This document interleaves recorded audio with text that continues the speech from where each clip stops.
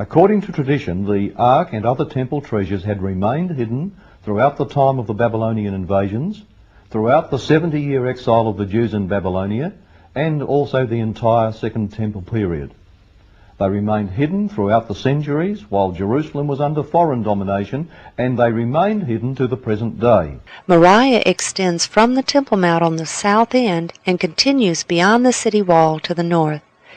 In ancient times, a dry moat was cut through this mountain to prevent invading armies from easily entering the city from the north.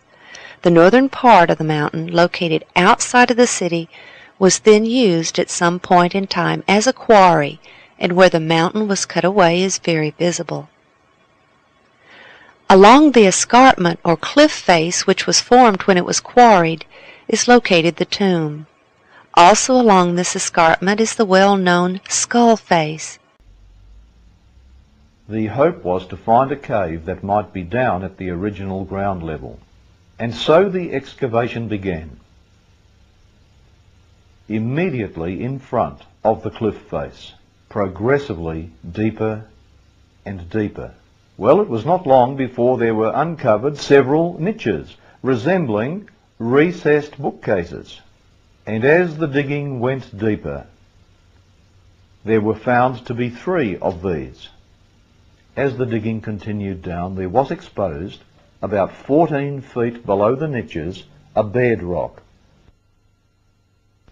This was a ledge extended 8 feet, about 2.5 metres out from the cliff face. And as the overlay of earth was cleared away, there appeared set into the rock a square shape. It appeared to be a plug, a stone plug.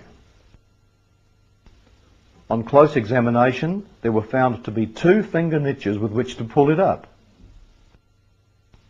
And under that plug was found to be a post hole going down over 0.5 metre, actually 23.5 inches deep into the rock. A square hole with a plug sealing it over. We have this plug in our possession. It was out this door that Christ walked.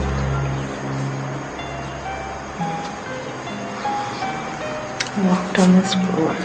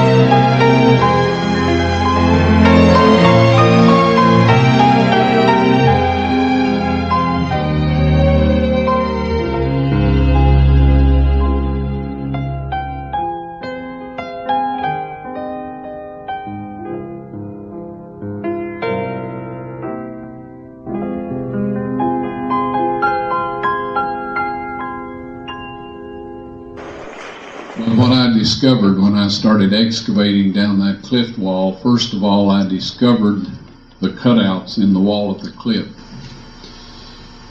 where they had posted the signs. We painted or drew Jesus of Nazareth, King of the Jews, in the Roman and the Greek and the Hebrew languages, and we put them there, and we set this up to resemble what happened to Christ on the cross. Okay. Now the cross hole is actually right straight down below where we set this thing up. Each time Ron and his crew excavated, the entrance to the cave system had to be refilled and the area completely cleaned up before they left. This was a tremendous task, as was reopening it each time they returned. So Ron finally installed a steel door which could be easily covered and uncovered with dirt and gravel, yet it allowed easy entrance. It also allowed him the ability to enter the system alone without a crew.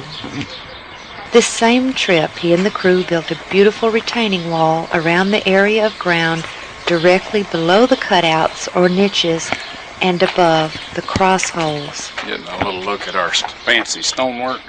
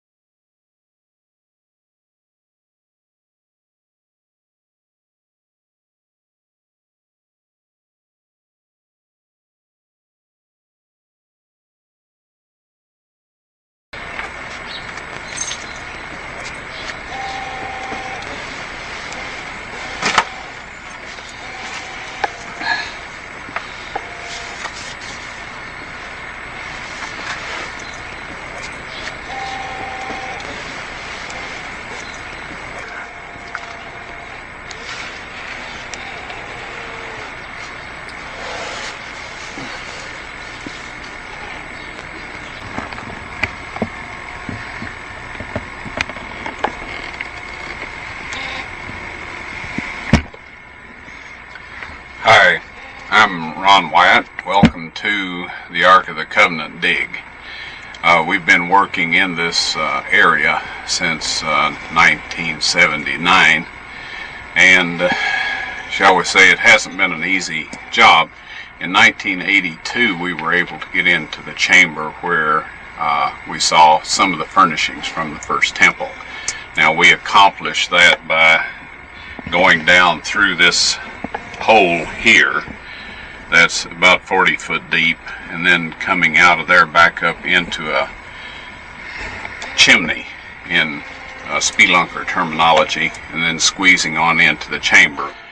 Once you got in this chamber, there sat a door right at the end of the chamber, and the people that brought this thing in busted a chunk of stone loose, dug out from behind it, laid it down, cut a doorway out in there, carried this stuff in, and then they covered them with animal skins, and then they covered them with wooden boards, and then stones. They packed that thing full of stones, backed out and shoved that chunk of rock back in place and filled in behind it. And today from the outside it just looks like a crack that an earthquake made, and there's a lot of those in that scarp. There were several objects in the chamber. These were covered over with black, dry rotted animal skins. Over these were dry rotted wooden timbers, and on top of the timbers were stones. And Ron came along over the stones between them and the ceiling. He glimpsed a black stone case. It had a flat stone top which was cracked completely in two, and there was found to be a crack in the ceiling. The crack was immediately above the crack in the lid of the stone case. The crack came down through the rock, leapt as it were through the air, then started again. Very, very odd. The crack extended through 20 feet, 6 meters of solid rock. Matthew chapter 27 verses 50 through 53. It says, when he had cried again, he died.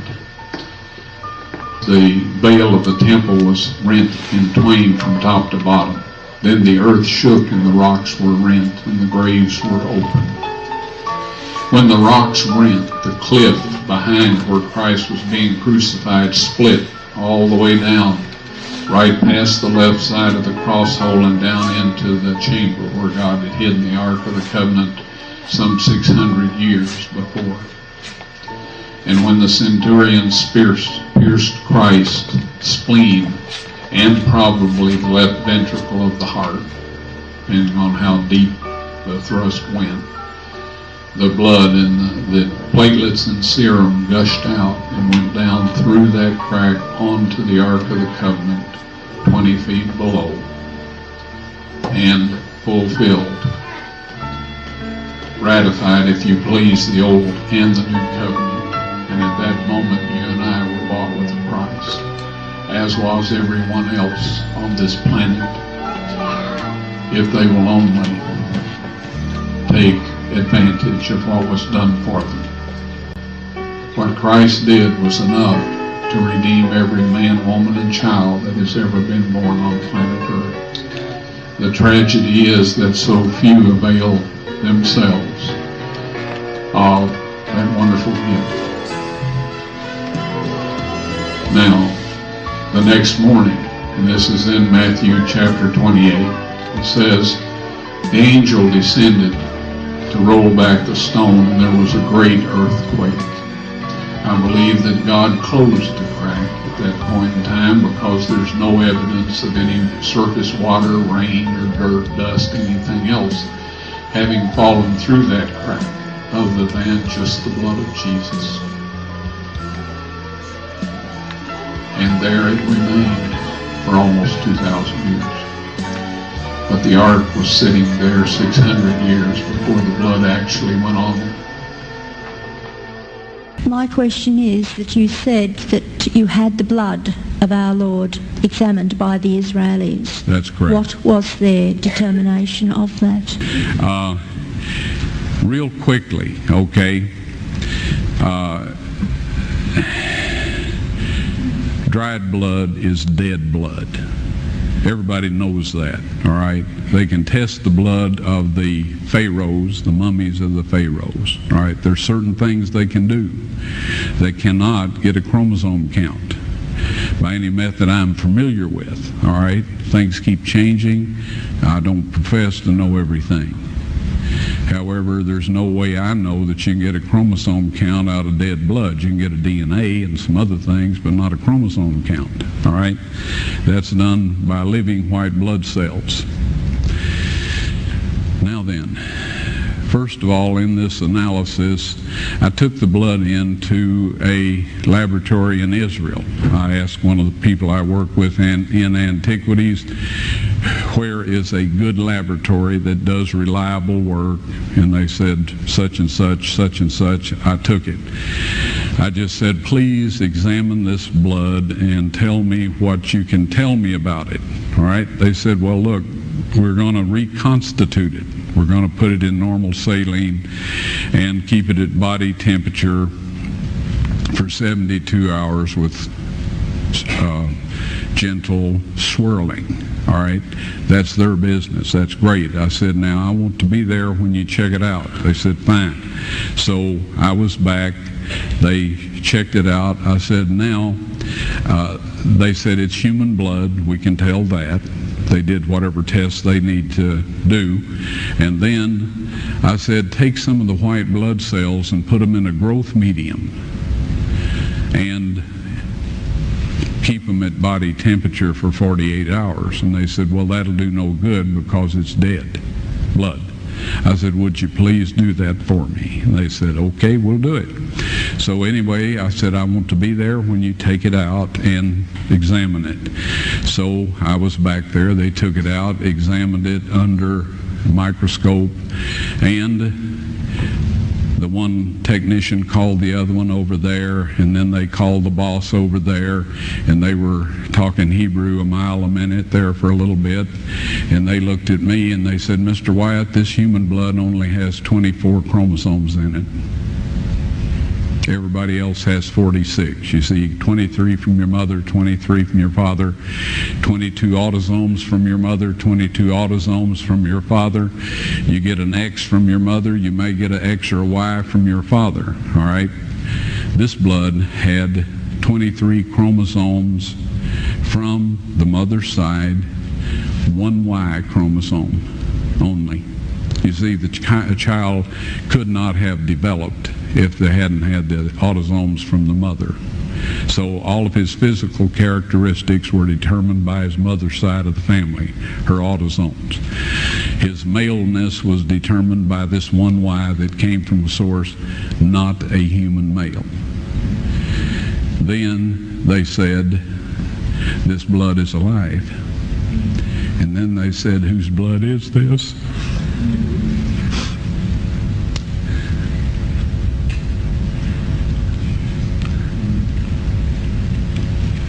I said, "It's the blood of your Messiah."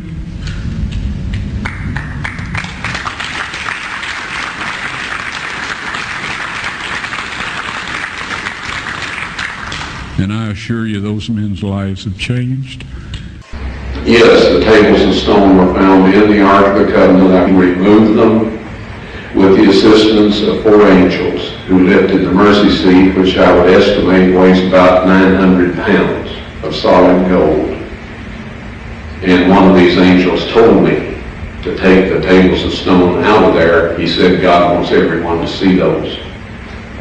And so I took them out, backed up, stood there, frozen in place, and I just can't describe my physical state or mental state or anything else. If I didn't have some physical evidence to prove it happened, I'd think I had a dream or something. But anyway, they're on a stone ledge right in the same chamber. That's where the angel put them after I handed them to him. I didn't know what to do with them. And I was told that these are to be presented with the blood evidence when the mark of the beast law is passed or enforced. Now, I know everybody wonders about what it is, the mark of the beast. You've heard all kinds of rumors, stories, and all of this. I'll tell you quick and simple. If you keep the 10 Commandments that God wrote upon those tables of stone, and about which he says in Psalms 89:34, those of you that are writing down text, you'll want this one. He says, "My covenant will I not break, nor alter the thing that has gone out of my lips." He spoke the 10 Commandments from the mountaintop. He wrote them in stone, and he says, nothing will change. Right? If you keep that law, you will receive the seal of God. Christ said of the Pharisees, "For it is in vain that they do worship me, teaching for doctrines the commandments of men." If you keep those man-made laws and break God's 10 Commandments, you will receive the mark of the beast. Appreciate the time y'all have shared with me here.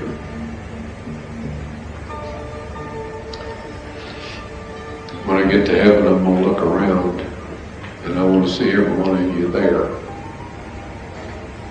You can make it with God's help. Please, don't let all of that go to waste.